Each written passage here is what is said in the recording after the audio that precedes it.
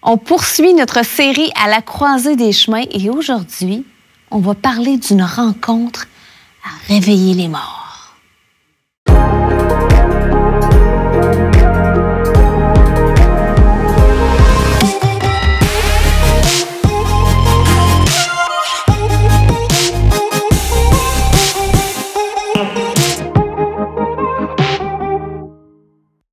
François, Jean-Sébastien, bienvenue encore une fois à l'heure de la bonne nouvelle. Et bonjour Valérie. Bonjour. Salut mon Donc, frère. on est content de poursuivre notre série avec vous à la croisée des chemins. Et là, Jean-Sébastien, introduis-nous cette émission à réveiller les morts. Oui, en fait, il y a même un phénomène médical qu'on appelle le phénomène Lazare. Et ça, c'est quand quelqu'un fait une réanimation, puis il y a un arrêt cardiaque, puis il revient. Donc, c'est le nom qu'on donne à ce moment-là, ce phénomène-là.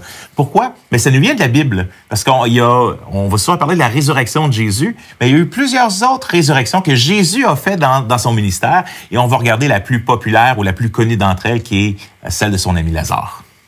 Et François, parle-nous de ta question de Vox Pop, parce que tu es allé dans les rues encore une fois. Ben ça, j'aime bien ça, aller dans les rues. T'aimes ça? Pour de vrai, il y a quelque chose de vraiment le fun d'avoir l'opinion des gens. Puis c'est ça qui est l'idée, là, avec l'heure de la bonne nouvelle, d'être connecté avec la réalité de la vraie vie là, d'aujourd'hui, qu'est-ce que les gens pensent.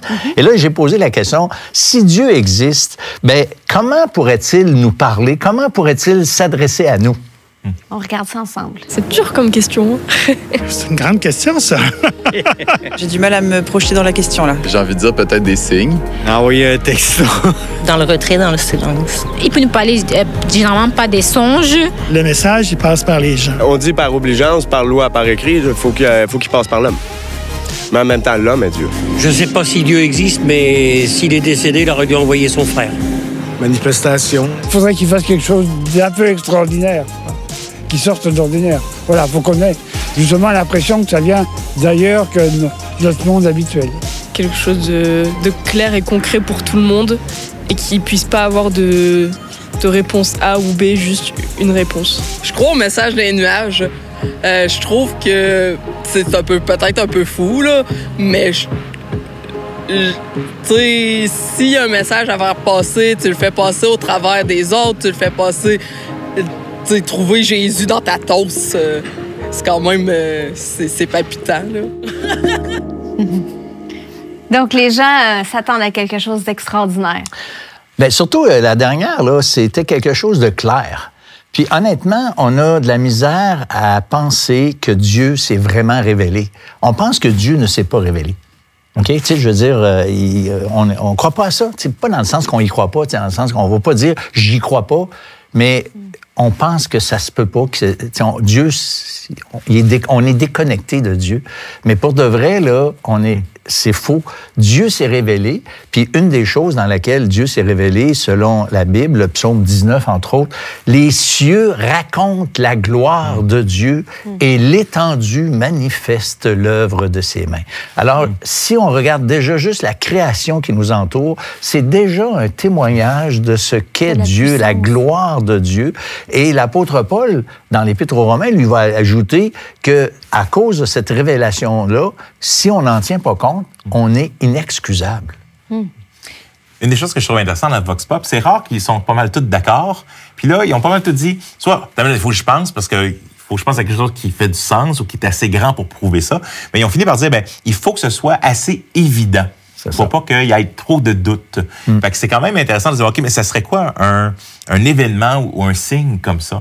J'avais un ami qui s'intéressait à la foi chrétienne, puis on jasait souvent, puis il me disait toujours « Ah, mais c'est pas encore assez d'évidence. Ah, mais c'est pas encore assez d'évidence. » Puis là, je lui ai dit, si je faisais lever la voiture là, qui est là, puis je la faisais voler, là, est-ce que tu croirais plus? Puis il dit non, et je penserais qu'il y a un truc. Ah ouais, c'est ça. Mais, fait que j'ai dit, il faut que tu décides avant ta recherche, ce serait combien assez d'évidence pour que, objectivement, tu dis, mais regarde, si quelqu'un ressuscitait dans les morts, s'il y avait un message qui apparaissait à toute la planète en même temps, etc. Il faut que tu décides avant d'aller chercher, sinon tu vas toujours dire, c'est pas assez d'évidence. En fait, les évidences devraient nourrir la foi qu'on a déjà. Puis dans l'histoire de Lazare qu'on va voir ensemble, là, je trouve que c'est incroyable parce que les Juifs, les chefs religieux juifs n'aimaient pas Jésus, voulaient se débarrasser de Jésus. Et quand ils ont été devant l'évidence d'un mort ressuscité, que tu vas nous parler, c'est là qu'ils ont décidé de le tuer dans le chapitre qui suit. C'est intéressant. Et justement, Jean-Sébastien, dans le prochain segment, tu vas nous présenter ce signe-là que Jésus a fait puis qui était décrit carrément comme un signe de la gloire de Dieu. Amen. De cette rencontre-là qui a réveillé un mort. Jésus lui dit, « C'est moi qui suis la résurrection et la vie. Celui qui croit en moi vivra même s'il meurt.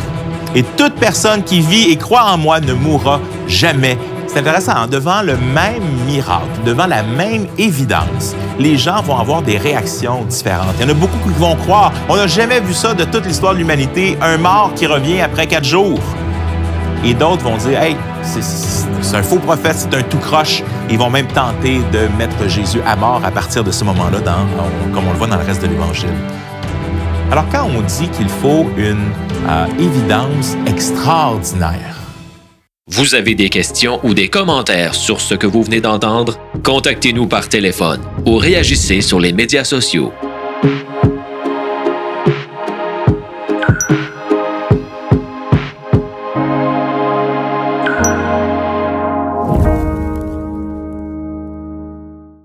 Aujourd'hui, on regarde une de mes histoires favorites dans le Nouveau Testament, dans l'Évangile de Jean.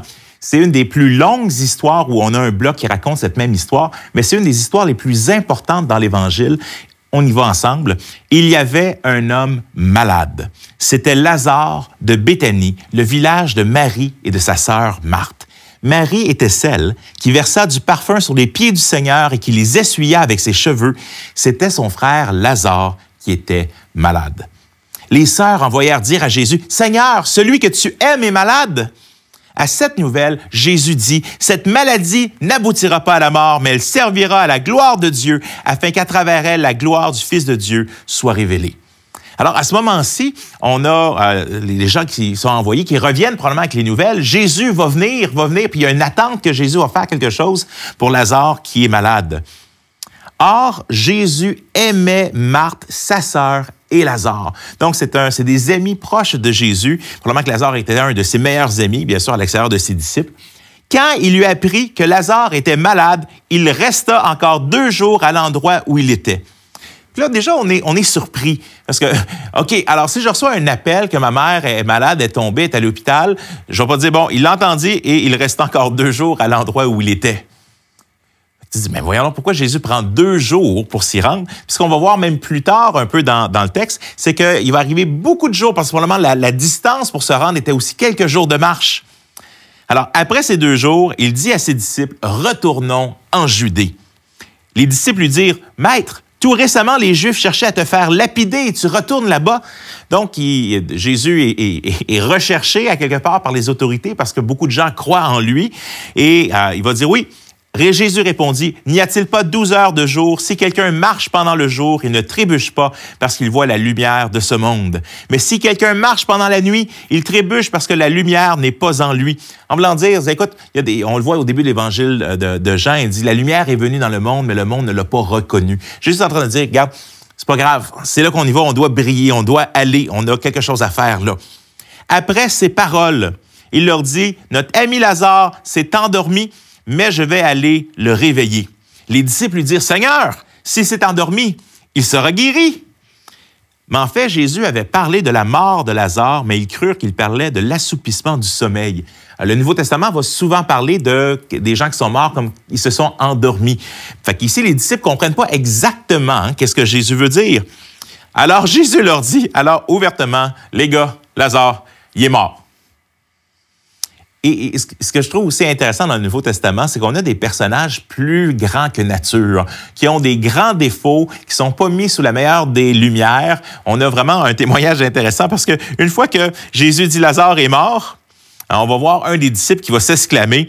Là-dessus, Thomas, appelé Didyme, dit aux autres disciples, « Allons-y, nous aussi, afin de mourir avec lui. » De que c'est?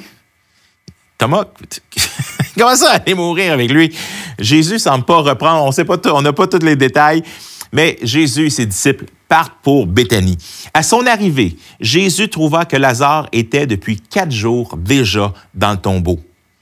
Béthanie était près de Jérusalem, à moins de 3 kilomètres, et beaucoup de Juifs étaient venus chez Marthe et Marie pour les consoler de la mort de leur frère.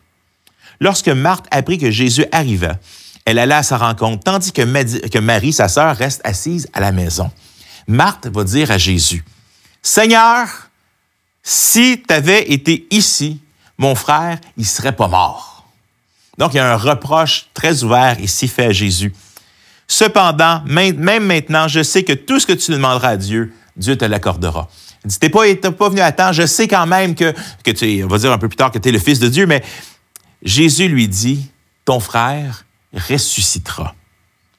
Je sais, lui répondit Marie, il va ressusciter lors de la résurrection, au dernier jour. Jésus lui dit, c'est moi qui suis la résurrection et la vie. Celui qui croit en moi vivra même s'il meurt. Et toute personne qui vit et croit en moi ne mourra jamais. Crois-tu cela? Elle lui dit, oui, Seigneur, je crois que tu es le Messie, le Fils de Dieu qui devait venir dans le monde. Après cela, elle alla appeler secrètement sa sœur Marie en lui disant, le Maître est ici et il te demande. À ces mots, Marie, elle se lève sans attendre et va vers lui. Jésus n'était pas encore entré dans le village, mais il était à l'endroit où Marthe l'avait rencontré. Les Juifs qui étaient avec Marie dans la maison, qui la consolaient, la virent et se lever soudain et sortir et la suivèrent et dirent, elle va au tombeau pour y pleurer. Marie arrive à l'endroit où est Jésus. Quand elle le voit, elle tombe à ses pieds et elle lui dit, Seigneur, si tu avais été ici, mon frère, il ne serait pas mort. En la voyant pleurer, elle et les Juifs venus avec elle, Jésus fut profondément indigné et bouleversé.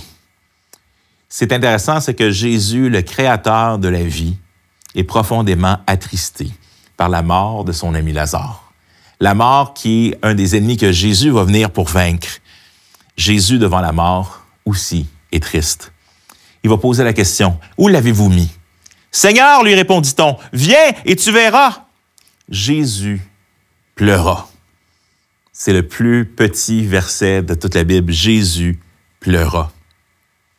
Les Juifs dirent alors, voyez comment il l'aimait. Et quelques-uns d'entre eux dirent, lui qui a ouvert les yeux de l'aveugle, ne pouvait-il pas faire en sorte que cet homme ne meure pas? Tu sais, Jésus fait des miracles de niveau 2. Il n'aurait pas pu faire quelque chose. Jésus, de nouveau, profondément indigné. Il y a quelque chose dans les gens, ils ont beau dire, oui, on croit en toi, on croit que tu aurais été capable. Jésus, de nouveau, profondément indigné, se rendit au tombeau. C'était une grotte, une pierre, grosse pierre fermait l'entrée. Et Jésus va dire, « Enlevez la pierre! » Marthe, la sœur du mort, lui dit, « Seigneur, c'est parce que ça fait 4 jours qu'il est là-dedans, il sent déjà. » Jésus lui dit, « Ne t'ai-je pas dit que si tu crois, tu verras la gloire de Dieu? » Ils enlevèrent donc la pierre de l'endroit où le mort avait été déposé. Jésus leva alors les yeux et dit, « Père, je te remercie de ce que tu m'as écouté. Pour ma part, je savais que tu m'écoutes toujours, mais j'ai parlé à cause de la foule qui m'entoure, afin qu'ils croient que c'est toi qui m'as envoyé. » Et après cela, il va dire, « Lazare, sors. » Et le mort sortit, les pieds et les mains attachés par des bandelettes, les visages enveloppés d'un linge. Jésus leur dit, « Détachez-le et laissez-le s'en aller. » Tu sais, quand on lit ça, puis t'imagines, là, t'es autour du tombeau, tout le monde s'attend, ça va sentir mauvais, la pierre est tassée. « Lazare, sors! » Ça prend une couple d'instants, puis tout d'un coup, tu vois une silhouette qui sort, tout embaumée. Wow! Il y a quelque chose qui vient de se passer ici. Beaucoup de Juifs qui étaient venus auprès de Marie, qui virent ce que Jésus avait fait, crurent en lui. Mais quelques-uns d'entre eux allèrent trouver les pharisiens et leur racontèrent ce que Jésus avait fait. Alors les chefs des prêtres et les pharisiens rassemblèrent le Sanhédrin et dirent, « Qu'allons-nous faire? En effet, cet homme fait beaucoup de signes miraculeux. Si nous le laissons faire, tous croiront en lui et les Romains viendront détruire notre ville et notre nation. » C'est intéressant, hein? Devant le même miracle, devant la même évidence, les gens vont avoir des réactions différentes. Il y en a beaucoup qui vont croire, on n'a jamais vu ça de toute l'histoire de l'humanité, un mort qui revient après 4 jours. Et d'autres vont dire, hey, c'est un faux prophète, c'est un tout croche. Ils vont même tenter de mettre Jésus à mort à partir de ce moment-là, comme on le voit dans le reste de l'Évangile. Alors, quand on dit qu'il faut une évidence extraordinaire, Mais ce serait quoi une évidence extraordinaire? Mais on a ici la résurrection de Lazare, qui préfigure aussi une autre résurrection, encore plus importante, où Jésus lui-même est ressuscité. Et que c'est le message central de la foi chrétienne. Alors oui, le message que Dieu nous a laissé est tout à fait extraordinaire pour prouver que Dieu a un message pour nous. L'heure de la bonne nouvelle, en collaboration avec le Messager chrétien, vous offre gratuitement le livre de réflexion quotidienne La Bonne Semence. Pour en recevoir un exemplaire, écrivez-nous à l'heure de la bonne nouvelle, casier postal 33012, comptoir postal Thibault, Trois-Rivières, Québec, G8T 9T8. Vous pouvez également nous joindre à info@hbn.ca ou par téléphone 1-866-509-1319. Dans ce segment, on reçoit Sam, qui normalement, tu es un animateur avec nous à l'heure de la bonne nouvelle, mais aujourd'hui, on a envie d'entendre ton histoire. Dans le fond, toi, tu as grandi dans une famille chrétienne. Oui, j'ai grandi dans un foyer chrétien. Puis c'était pas juste comme un chrétien de nom, là, un peu croyant non pratiquant. Je voyais vraiment que mes parents, ils voulaient mettre en pratique les valeurs chrétiennes. Il y avait une foi réelle, vibrante, concrète, et ils voulaient la transmettre aussi aux enfants. Puis une enfance assez simple, assez calme. Je viens d'une famille de 5 enfants. Wow! Puis moi, j'étais en plein milieu. OK. Il paraît que les enfants Middle du milieu, child. c'est les problem child aussi. Puis ça s'était avéré être le cas parce que mais quand j'étais jeune, tout était beau. J'avais une petite coupe champignon. Les professeurs m'aimaient. Pas la coupe à Nathalie Simard? Ben, pas loin. Okay. Coupe champignon, là. Tu sais, quasiment on met le bol puis on coupe. OK, j'ai ça aussi. Ah, c'est vrai? Ah, c'était beau. Ah, c'est ça. Puis, tu sais, c'est ça, une enfance tranquille quand même. Je me rappelle, je collectionnais les roches, je faisais des Legos. J'étais assez soft comme petit gars.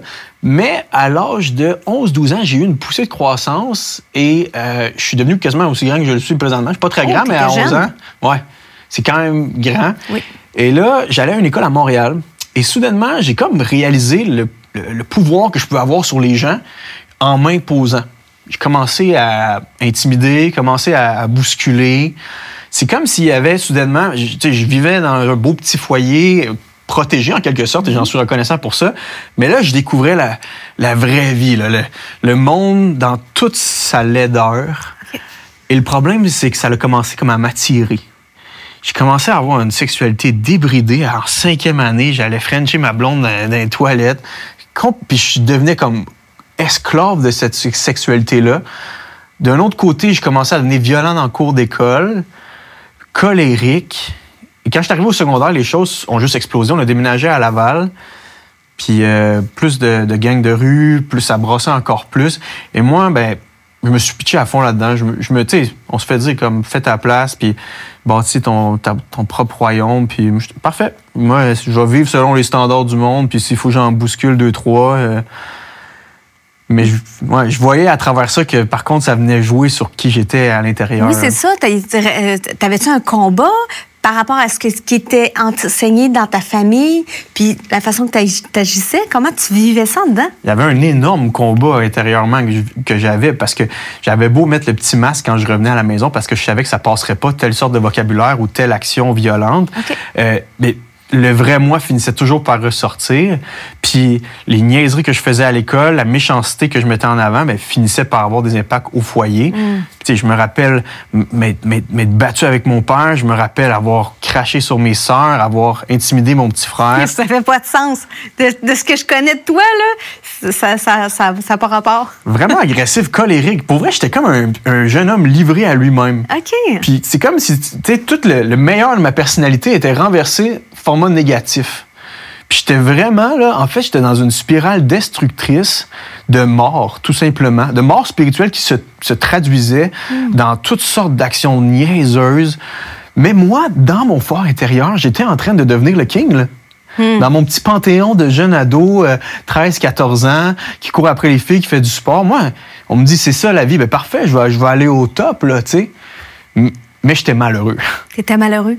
Très malheureux. Je revenais dans ma chambre le soir puis je pleurais parce que j'avais l'impression que je devenais la pire version de moi-même malgré moi. Wow! Tu sais, à un moment donné, dans Le Seigneur des Anneaux, Frodon demande à Gandalf, mais tu sais, pourquoi pourquoi il aime cet anneau-là? Pourquoi ça a fait de lui une créature morbide? Pourquoi Gollum, il l'aime? Mais Gandalf lui répond, il l'aime, mais il le hait.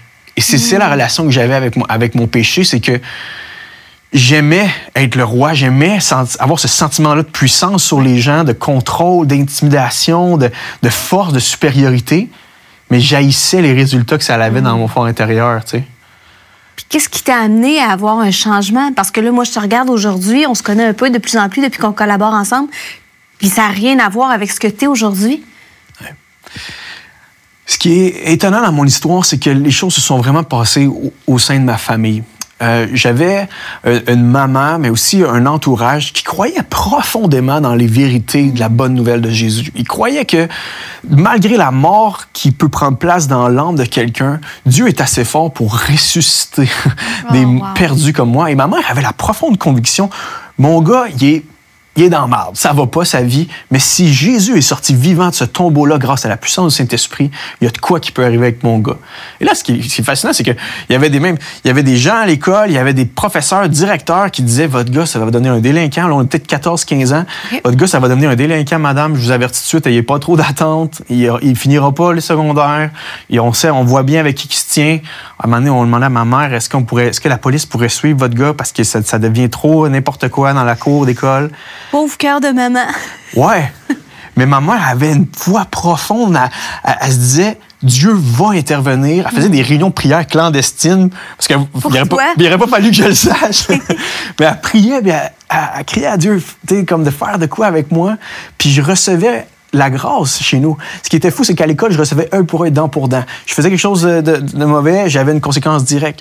Mais à la maison, je recevais quelque chose d'encore plus énervant, je recevais de l'amour. L'amour inconditionnel. De la grâce. Je fais une fugue, je vois mon père de 250 livres qui me court après, puis ça me frustrait, parce que je me disais, pourquoi il m'aime? Ça fait des années, là, depuis que j'ai 11 ans, je suis la bête noire de la famille, mais eux, ils me pardonnent. Puis c'est pas qu'il n'y avait pas de loi chez nous, il y avait une règle, il y avait des règles, il y avait une certaine... Je veux dire, mon père laissait pas la famille devenir un zouk à cause de moi, mais il y avait une justice supérieure.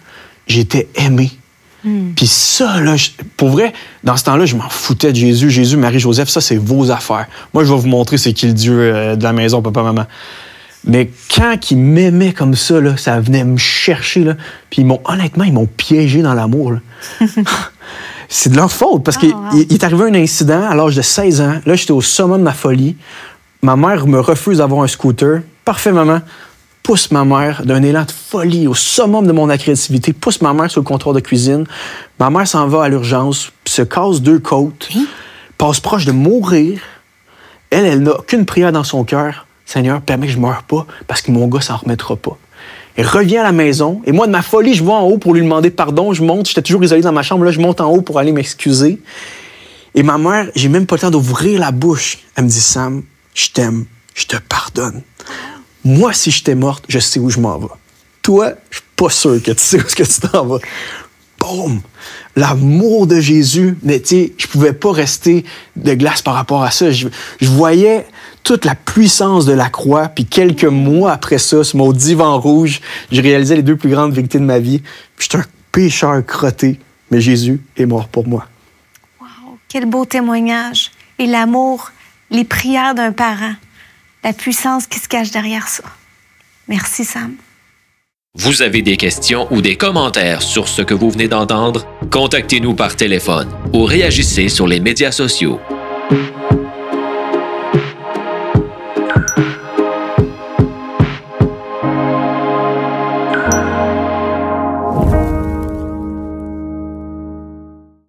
Le site web de l'Heure de la Bonne Nouvelle vous permet de voir les émissions de la série en cours et de visionner celles des années précédentes. Dans la section Liens utiles, nous identifions plusieurs liens Internet donnant accès à du contenu évangélique de qualité. On y retrouve une tonne de moyens concrets pour vous aider à poursuivre et enrichir vos réflexions.